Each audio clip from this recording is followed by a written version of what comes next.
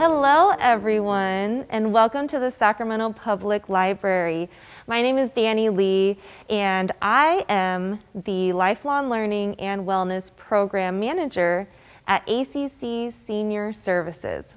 Now, if you're new to ACC, I just want to let you know that it stands for a community of caring, and we are a facility that has a full range of different services, and that includes memory care, independent living, assisted living, and we have tons of different programs for older adults, including affordable rides, senior companion program, senior escort program, job training for seniors, and much more, including classes like Tai Chi and Zumba. So I hope that you guys can visit us sometime, and if you're interested, you can visit us at our website, which is accsv.org.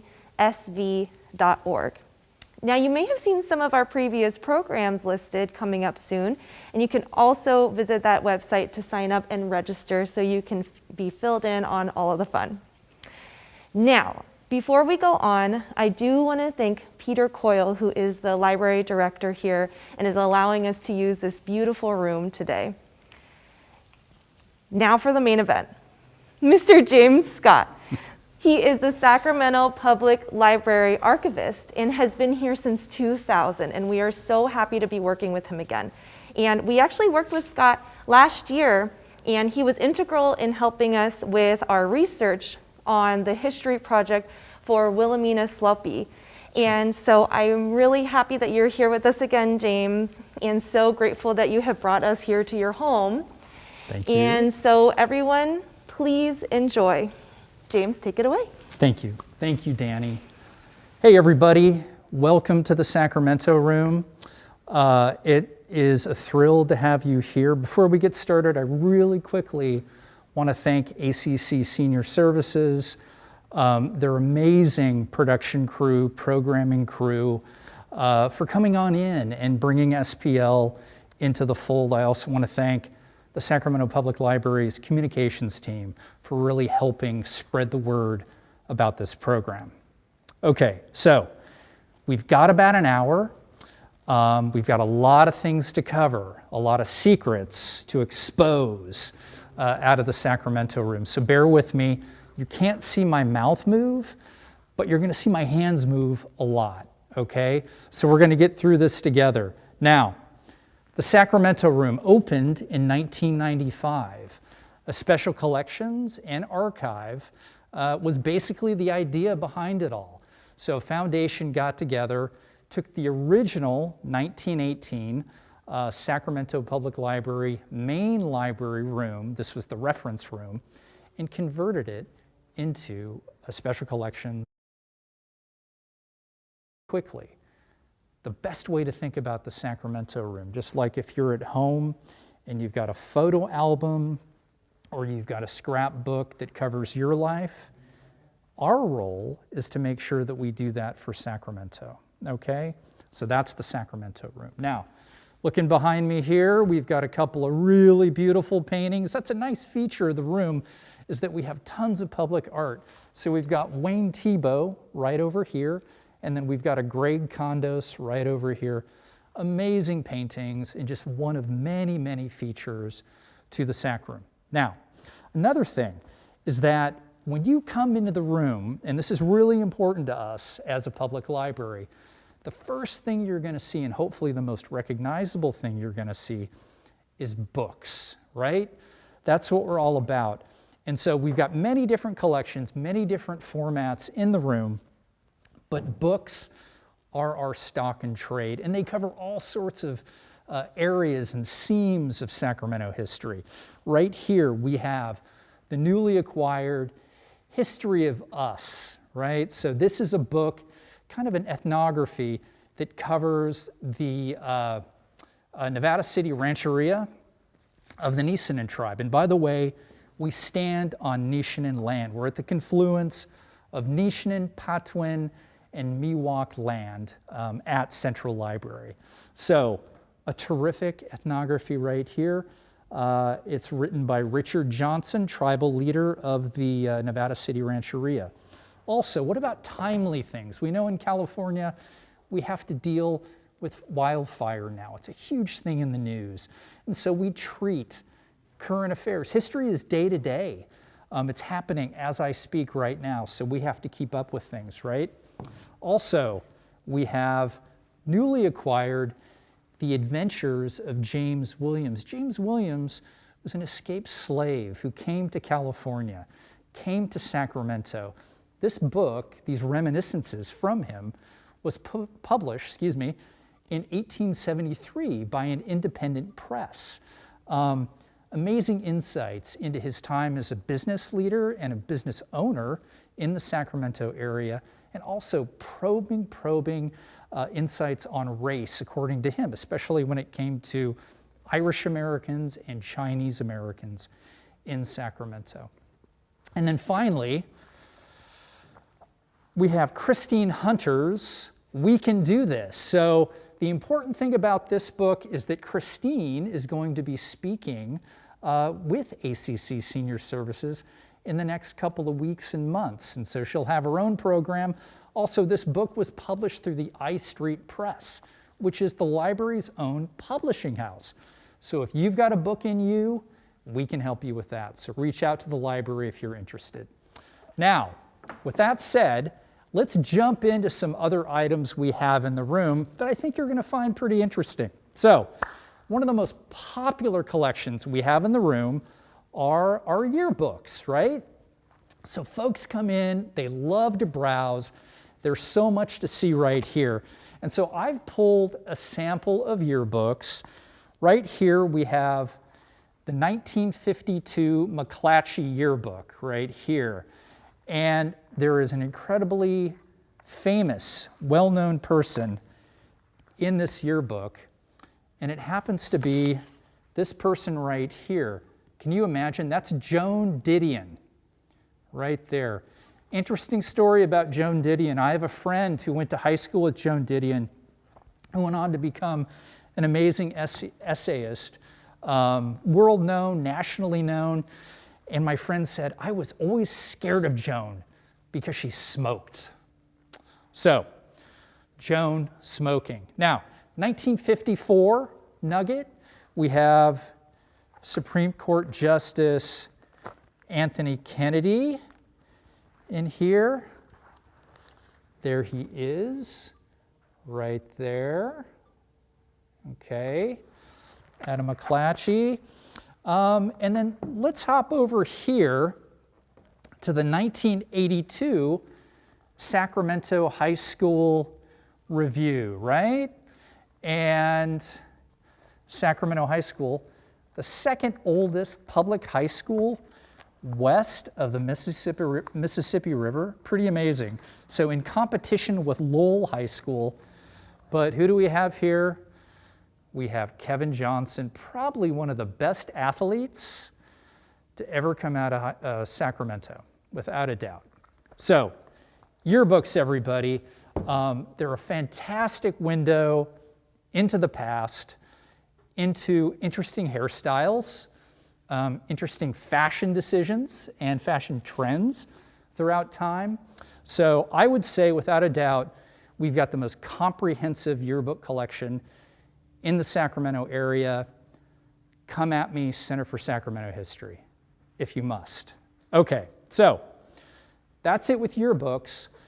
What about menus? So menus are another wonderful, wonderful avenue into understanding our past. So as we look here, we've got the Coral Reef, which would have been located up on Fulton Avenue, was around for about 40 years, had that really cool Polynesian, South Pacific feel to it. Here's Posey's Cottage, the building of which is still around. Okay, over by the State Archives. We have Hart's Lunch. Hart's Lunch was a mainstay on K Street for much of the 20th century. Terrific, beautiful, beautiful menu.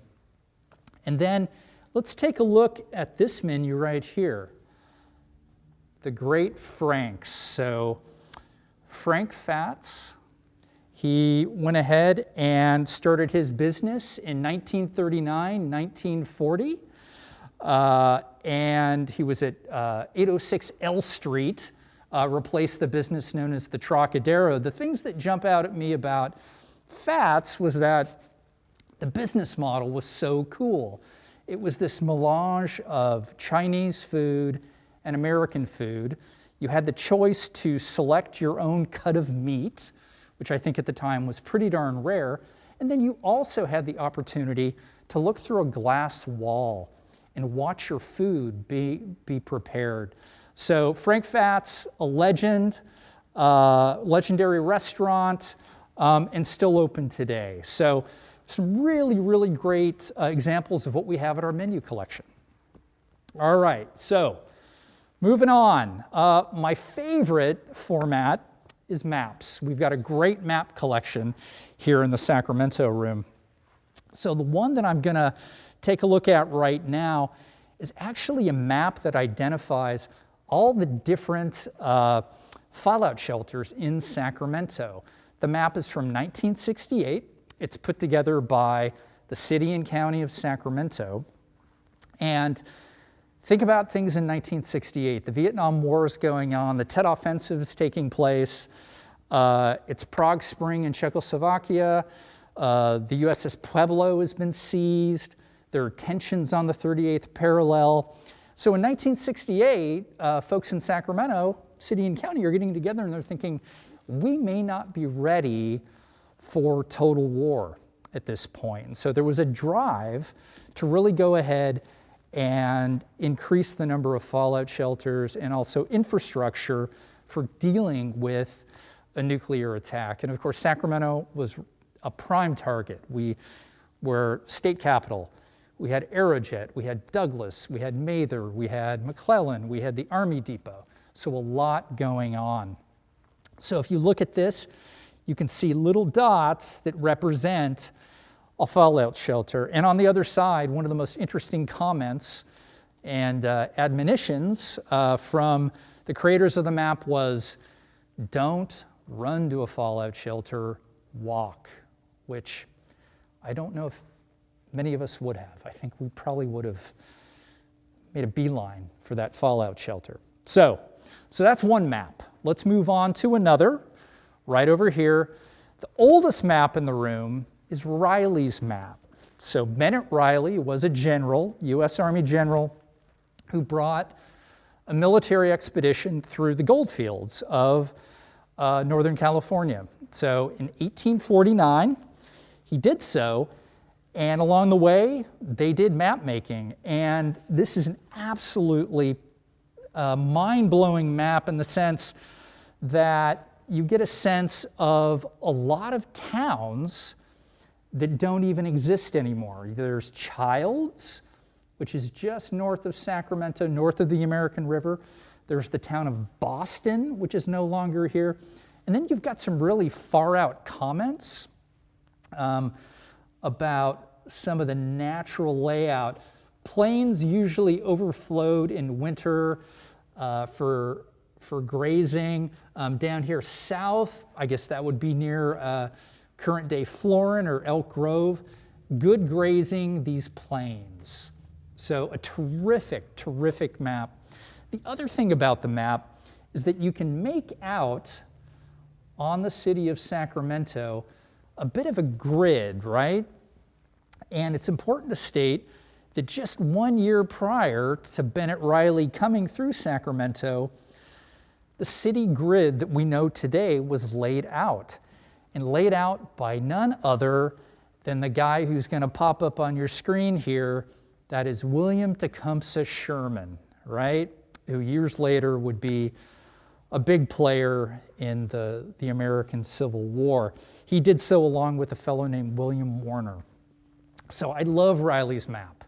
It's old, it's beautiful, it's imperfect, and yet there's so much detail. So, maps. Okay, so the next thing we're going to talk about, we have so many different formats in the Sacramento room, and one of the most important that we've got is periodicals. It's just another avenue to history. We cover periodicals from high schools, from state agencies, any number of things. But this, to me, is really the most important when we look at our periodicals collection. So we're coming up to the 80th anniversary of Executive Order 9066, where roughly 280,000 Americans of Japanese ancestry were incarcerated and sent to camps throughout the western United States.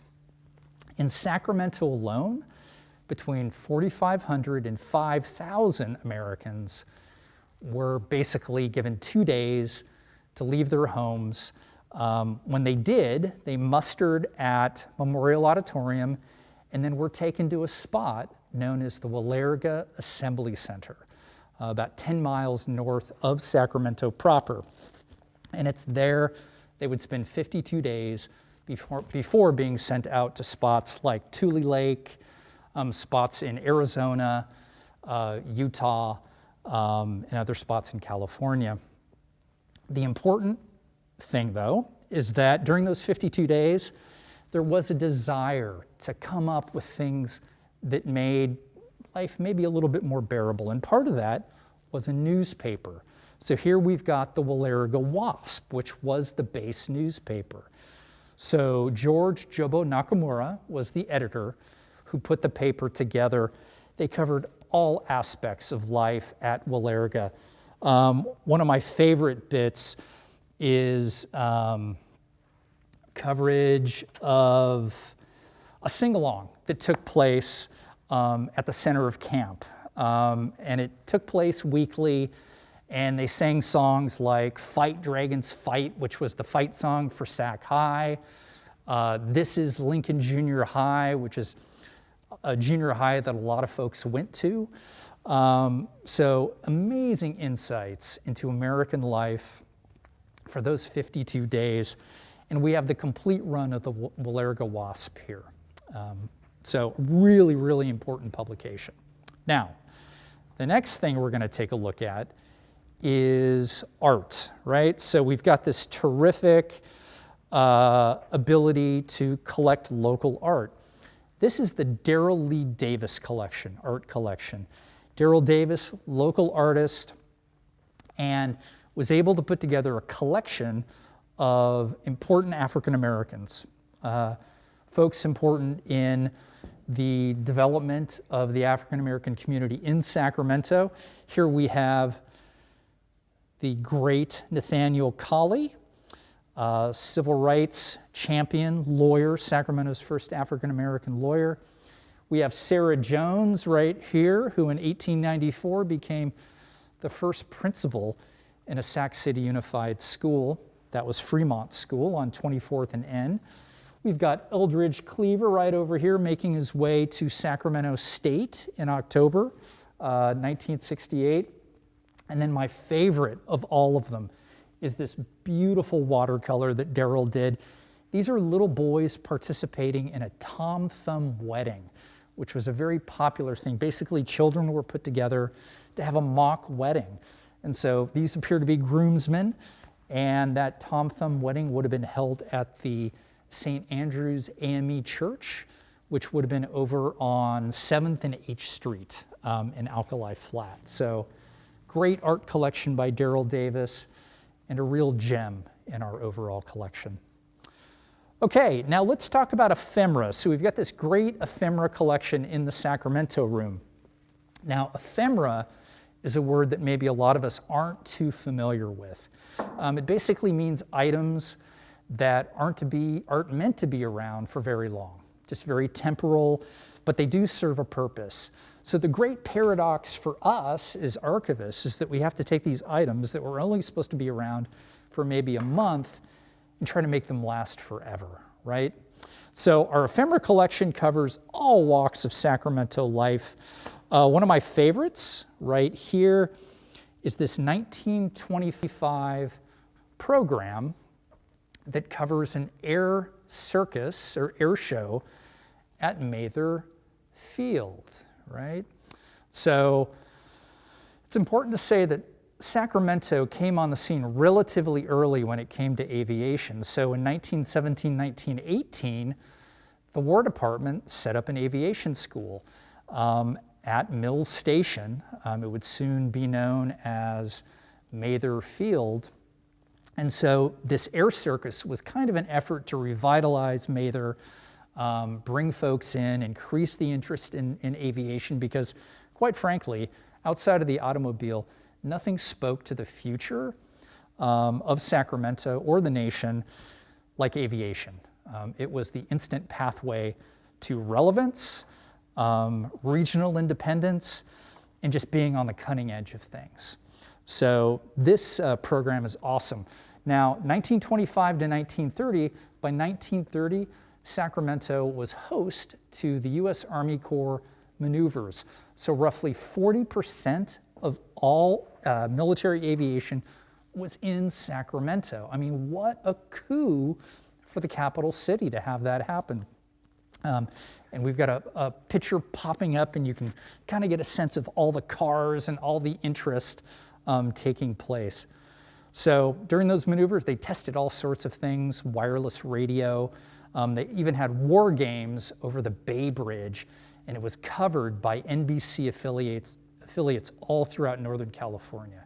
It was a big deal, and the epicenter was Sacramento, California. Okay, so Ephemera, just one real quick look over this. You can see performances by the great Paul Robeson at Memorial Auditorium right here. You can see a performance by the great contralto Marian Anderson, also at Memorial Auditorium. So many great things. Real estate, right here, real estate. Wright Kimbrough putting in all sorts of things. This is roughly down in the Land Park area of Sacramento. So, Ephemera, a really, really big deal and a great way to get our heads around Sacramento's past. Now, what is this right here? So this is an effort by the Room to try to bring some really amazing art to the citizens of Sacramento City and Sacramento County, actually everybody who wants to come into the Room. So this is a concept sculpture known as Trailblazer. It is an homage to the Chinese railroad workers who basically built the Central Pacific Railroad. You know, the western half of the Transcontinental Railroad. It is gorgeous. It's done by a Chinese sculptor. His name is Yang Shi Jin. And the larger final product of this can actually be seen down at the California State Railroad Museum. It's massive, but hey, if you just want to come in real quick and take a look at the concept sculpture, we're right here, and we'd love to have you in. So we want to really thank our friends at the U.S.-China Railroad Friendship Association for making this happen. It's on loan in one-year increments, and so we're really happy to have it. So anyway, whoa, wait a minute. Dave, what the heck are you doing here? Well, I'm working with one of my favorite tools, okay. Our collection of city directories here. They're not quite as exciting as some of these other things, but you can find an awful lot out with our city directories. For example, here, they go all the way back to the 19th century. I have this. This one is a Sacramento City and County directory from 1889 to 90.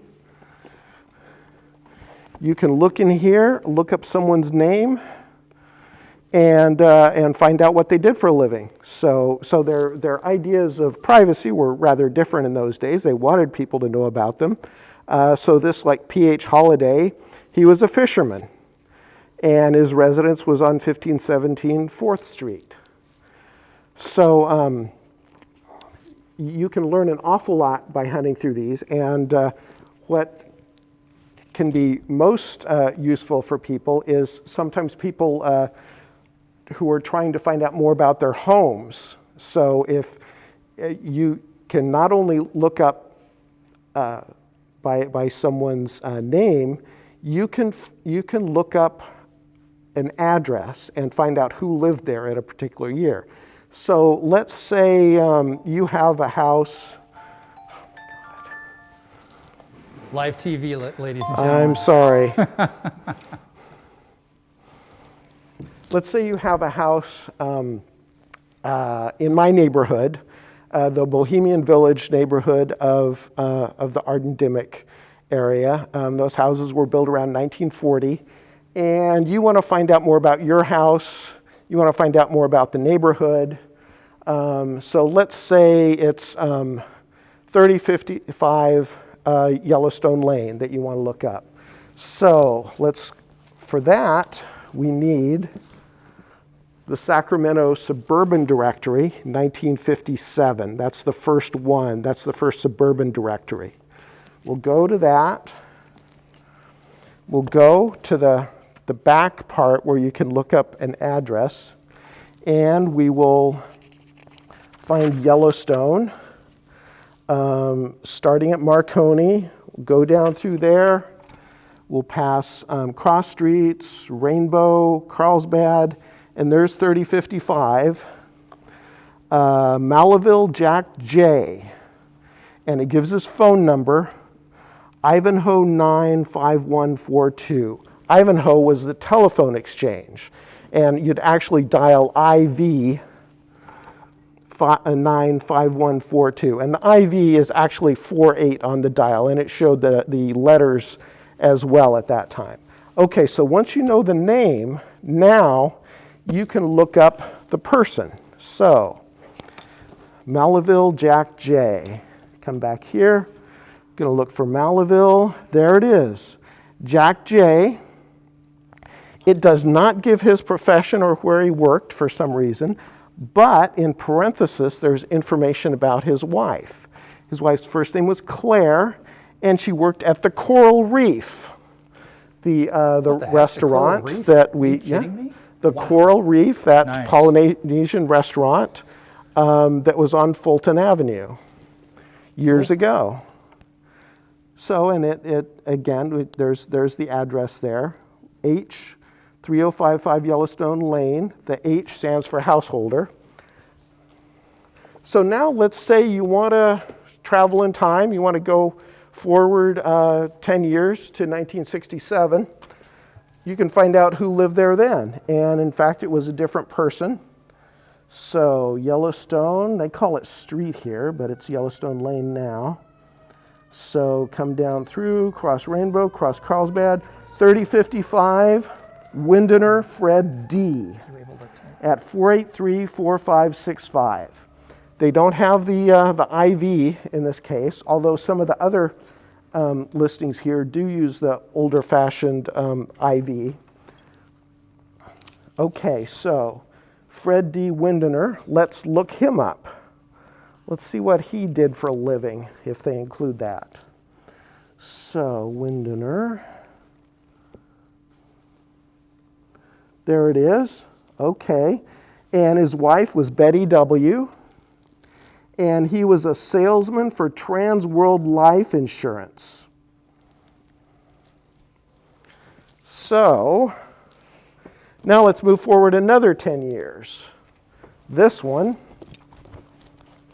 is for 1977.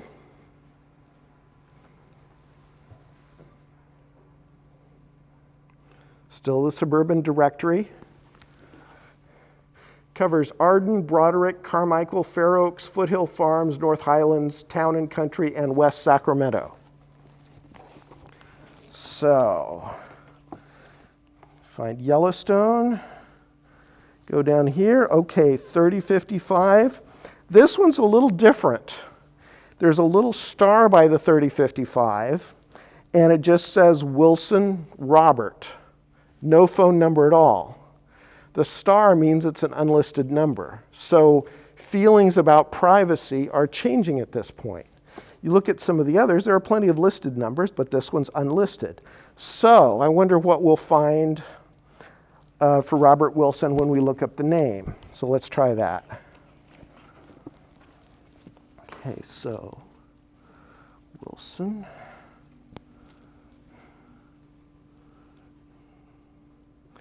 Okay, so Robert and Patricia. So it's a little different format. Before they had information about the spouse, generally the wife, in parentheses.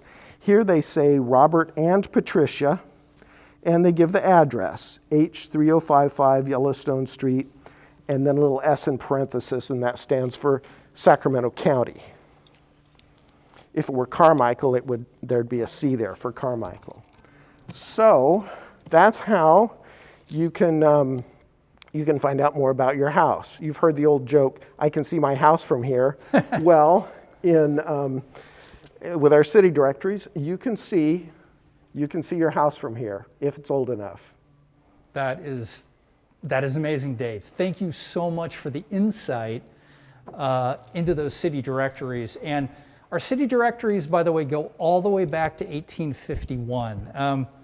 I got to say it again, when it comes to coverage, we probably have the best coverage of city directories in the city-county area. So great insights, Dave. Thank you so much for your time. Dave's a librarian in the Sacramento room. He's part of a crack staff of reference folk that we have making it happen for all of our researchers who come on in. And by the way, when it comes to coming into the room and seeking research help, you can come into the room anytime during our open hours. That's the great thing about the public library. No appointment needed. You can make an appointment if you want to. You can call me at 916-264-2795, and we can make an appointment. You can send me an email to sacroom@saclibrary.org. But we're way open. We're ready for you. We love having folks in. So we're eager to help. So let's carry on. David, thanks again for your time. And let's go back here. We are going to make our way back slowly back to the vault. But folks, before we actually go back into the vault, we're going to take a 2-minute break. And ACC Services is going to go ahead and thank its sponsors. Also talk about some upcoming programs at ACC Senior Services. So, as they say in showbiz, and I'm no Jack Benny, but don't touch that dial.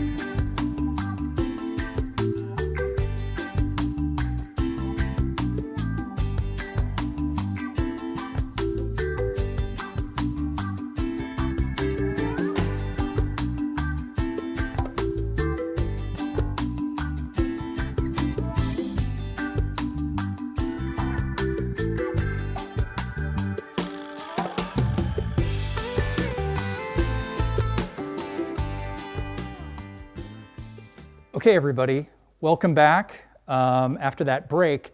So really quickly, a question that was asked about finding when a house was built. The easiest way to do that is basically go to your Google box, go to your Google machine, and type in Sacramento County Parcel Viewer.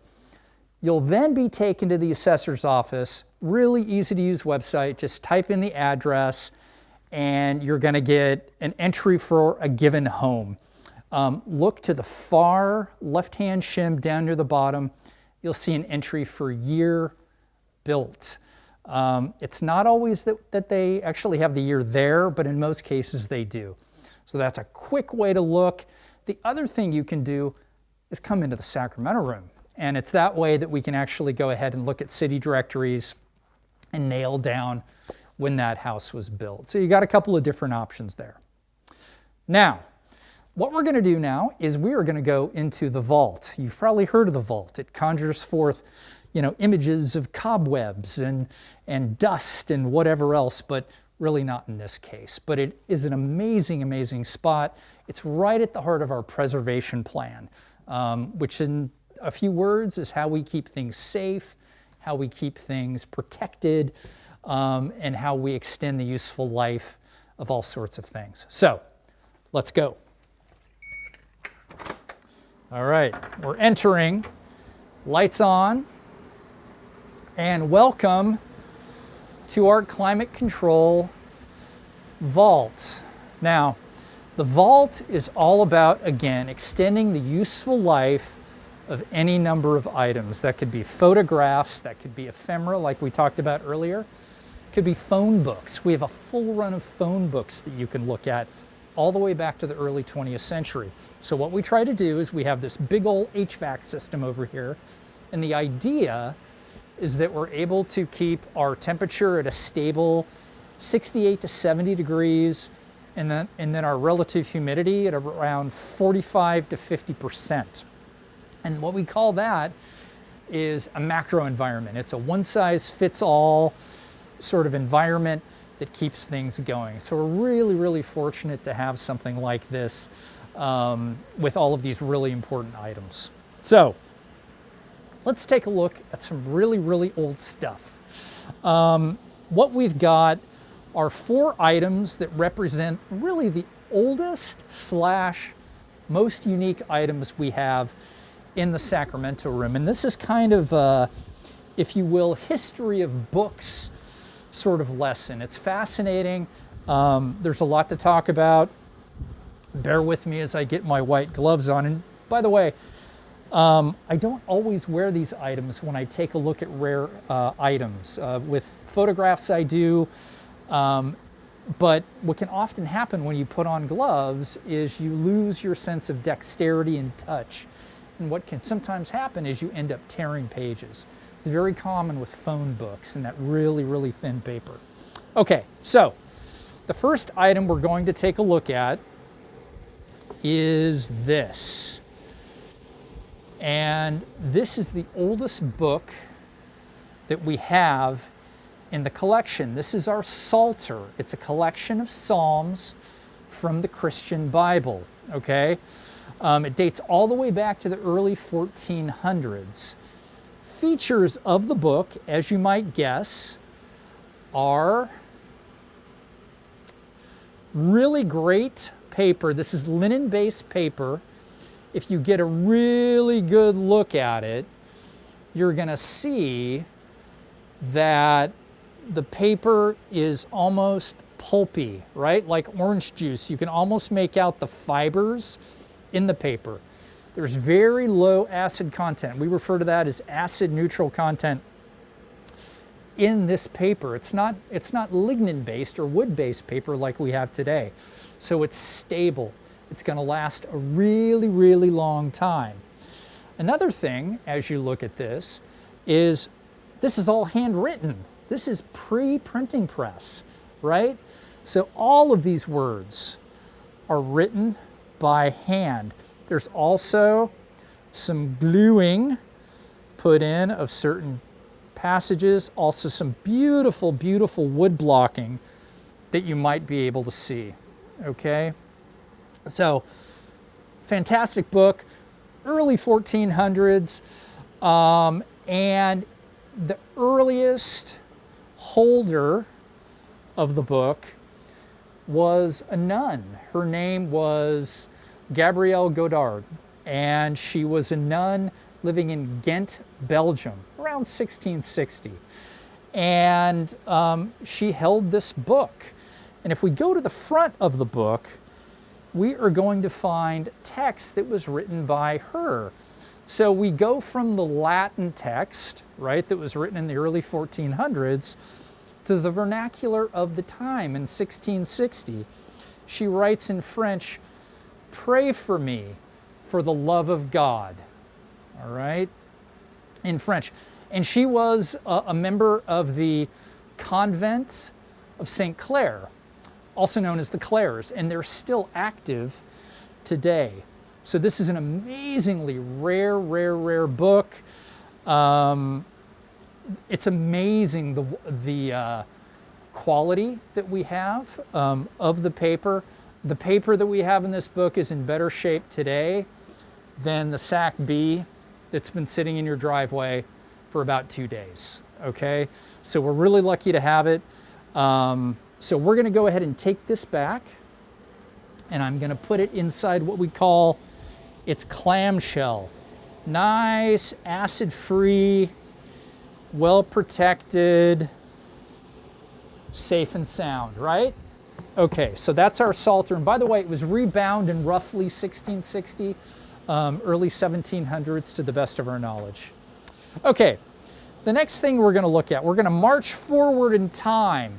Now, in the mid 1400s, we have the advent of the printing press, right?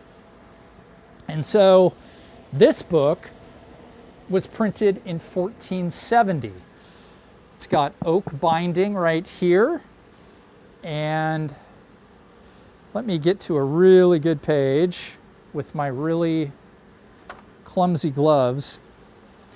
And here you can see illuminated text. We refer to this kind of book, any book printed between the dawn of the printing press and 1501 is incunabula. This was printed in 1470 in Venice, Italy. The print master was a fellow named Nicholas Jensen. You may see his picture pop up any old second. The text itself is theology that dates all the way back to the 4th century, written by a theologian named Eusebius.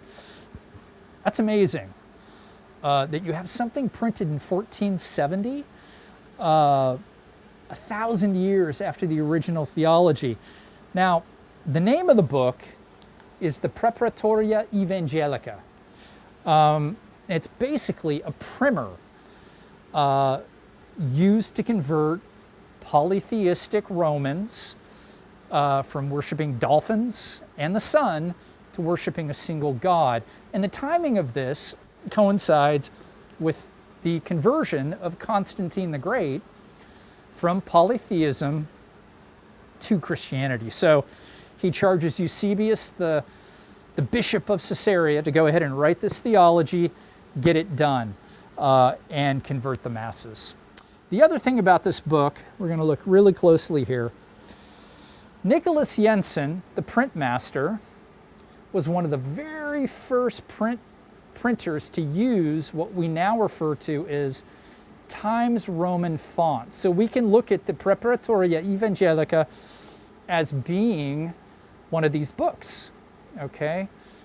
Kind of the splash, if you will, of Times Roman font, which is very, very common today. All right, so 1470, everybody, with this book. And I'm going to put it back in its happy little clamshell right here. And then we're going to pop ahead a few years later. Again, kind of the same makeup, right? So we've got wood binding. This is a 1490 history of the world written by a Dutch monk. His name was Werner Rolevink, right? So 1490, the printing press is a thing. You can see the paper. Again, this is linen-based paper, just as we had with the other two books. and our history of the world, all spelled out in Latin where only certain people could read it, right? Of course, the printing press changed all that. Now, there's one thing I want you to see right down in the gutter. So you can see my finger right here. I'm going right down into the gutter. Now, the thing about linen-based paper is that it's full of cellulose. It's full of plant protein. And who loves plants and protein? But little bugs. And this is an example right here of the damage that a bookworm can do to a book, right? So, History of the World, Werner Roelevink. It's a beautiful, beautiful book. And I don't want to forget to show you our mascot. This is our mascot, Boris the Bookworm. Okay, we love to bring him out when classes, 3rd grade and up, come to visit. So say hello to Boris. Boris is going to go back into his archival acid-free box to sleep. Okay, now, the final thing I want to take a look at in the vault, going to do some shifting here, is our Grave of Lost Stories. Now, the Grave of Lost Stories is probably the most apt example we have of book arts. Book arts is a genre of bookmaking whereby the act of making a book takes on artistic significance. What it makes, or what it takes to make acid-free paper, to do hand binding, the art, the actual graphical representation of watercolor inside of a book. So we put a huge value on book arts as a form of art. And so this one right here is a great example. Now, before I open it up, we want a little bit of suspense, okay, before I open this baby up. Now, it was written by a local author named William Vollmann. 2 L's, 2 N's. William Vollmann has been an extremely successful writer. He won the 2005 National Book Award. He writes about all subjects. One of my favorite books that he wrote was on the Nez Perce from my native Oregon and their flight from federal troops in the 19th century. But this book was a venture by Vollmann to go out and test book arts. In the early 90s, he wrote an anthology of short stories called 13 Stories and 13 Epitaphs. One of those stories was called The Grave of Lost Stories. It was an homage to his great inspiration, his idol, who was Edgar Allan Poe. So, this book was made to honor Edgar Allan Poe. And here it is, folks, The Grave of Lost Stories. I can tell you that The Grave of Lost Stories is a very heavy grave of lost stories. It's about 20 to 25 pounds in weight. And you can see that it has some metaphorical significance, right? If you look at it, you may not think book, and you may actually think sarcophagus, right? So we've got the birth date and death date of Edgar Allan Poe. We've got William T. Vollmann. We open up the book itself right here. I'm actually going to have to set this down. Our wonderful crew bearing with me. I'm going to set this down, open it up. We have 13 teeth. All right, 13 teeth. That's supposed to scare you, but fear not, I am here. And then we have the occupant of the grave. And the story is basically about the demise of Edgar Allan Poe and the torture of drug addiction, lost love, any number of things. He wanted to make sure that the pigments to make the book were made of the most poisonous substances that he could find. including galvanic battery acid and ink of pickled squid. And then right here you can see the fang of a snake, vertebra. I think we do have some snake skin that's been sort of smushed into this and then sealed over. And then if we open up the book, we can see a series of beautiful author-created watercolors right here. So this is the grave of lost stories, and a perfect example of book arts at its finest. Now, this shouldn't come as a surprise, but the biggest fans of the grave of lost stories are probably our third graders that come in. They can't get enough of it, and who can blame them, right? Okay, so this is the vault in all of its glory. There's a lot going on in here.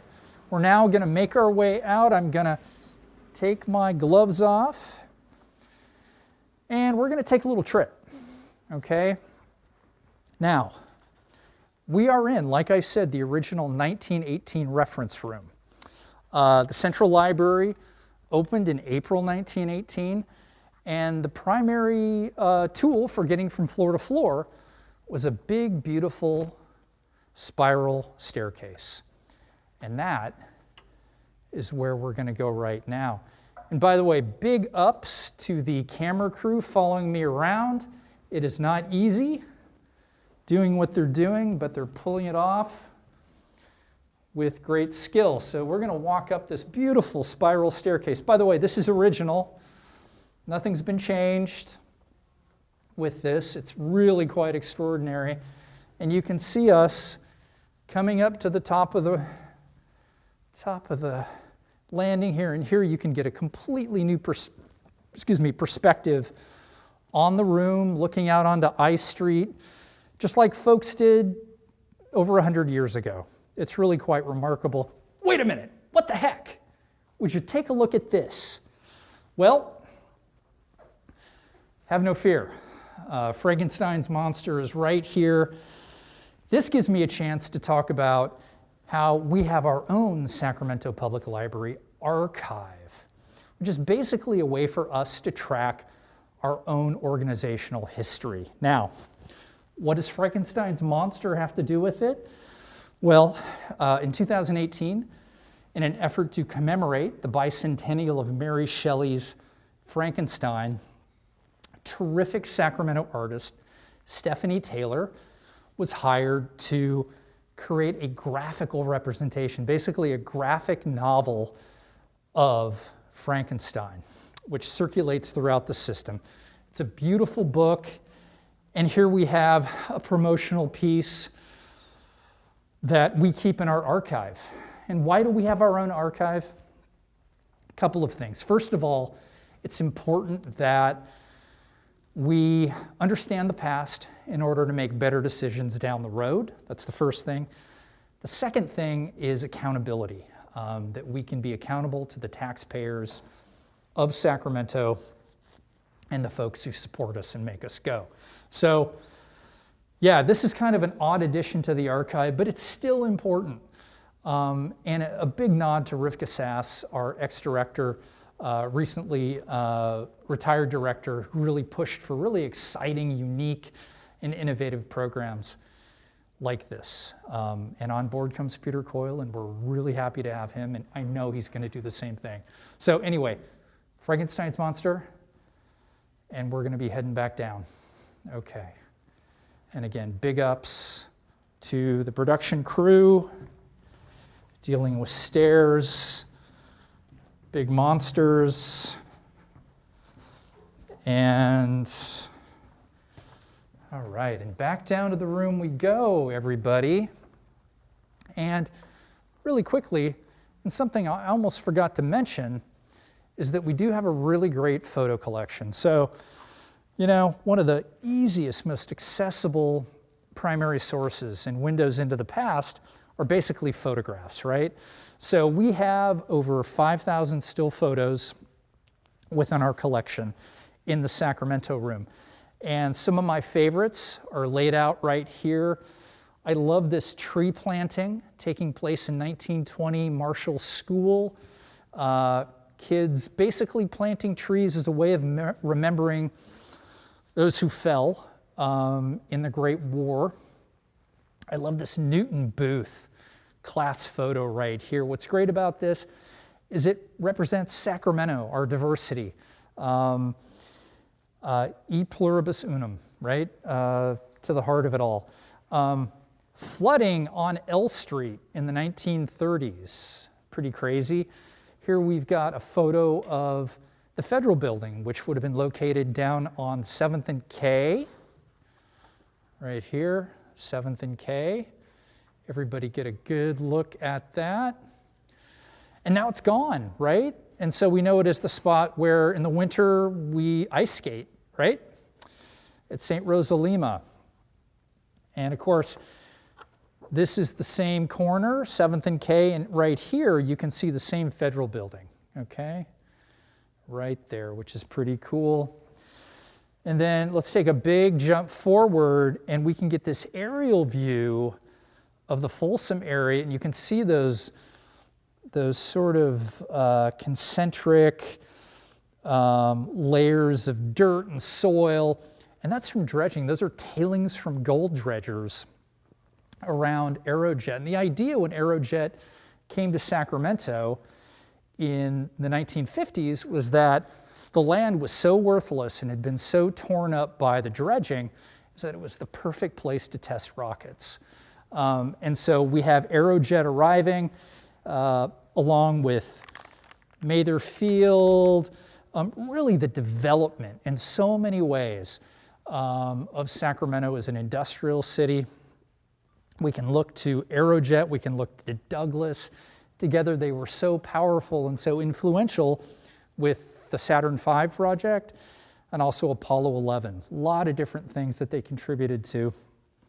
And then we've got some of this really awesome ephemera right here, touting Sacramento as the Missile Development Center of the nation, which is really cool.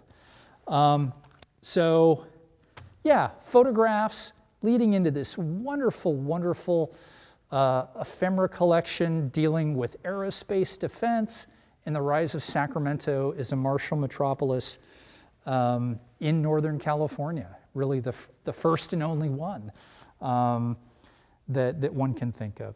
So with that said, everybody, I think we are ready to wrap things up. I do want to say that we are open. As a public library, we do our best to make sure that our hours are extensive. Hopefully, as time goes on, we're going to be able to stay open more and more and more. But basically, we're open every day of the week from 1 to 6 in the Sacramento room, 1 to 6. The exceptions are going to be Friday, Sunday, and Monday, okay? Now, let's say you can't get downtown right away. What you can do is you can actually look at thousands of our items in the room on our digital collections, Sacroom Digital.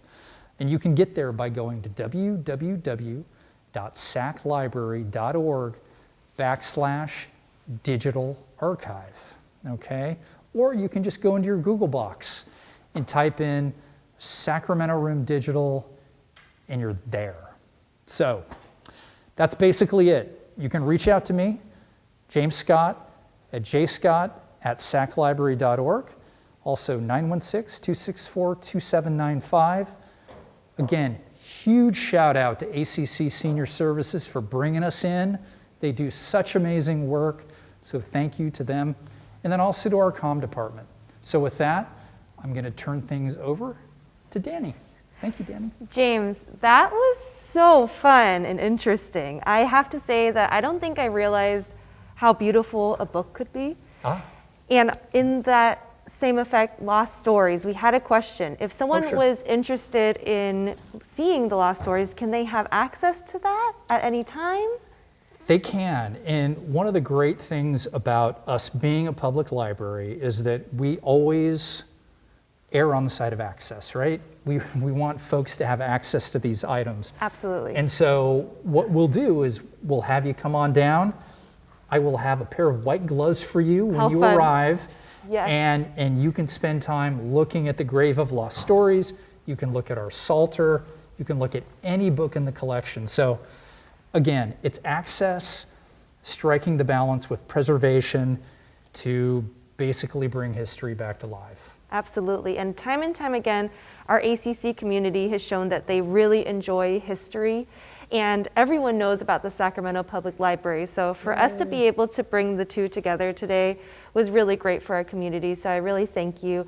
And this is new to us, being in a different facility than ACC. So how did it feel? How did it go? Oh, let's do it again. Can we do it again?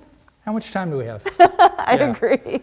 It's really great. And again, I'm going to have to give a serious shout out to your production team for coming out, making it happen, setting it up, and just pulling things off so wonderfully. Oh, thank you so much, and you were great to work with. And everybody, if anyone is interested in any of the information that you learned about here, please reach out to us and visit accsv.org for more information about our senior services. And again, thank you so much for tuning in. Have a great afternoon.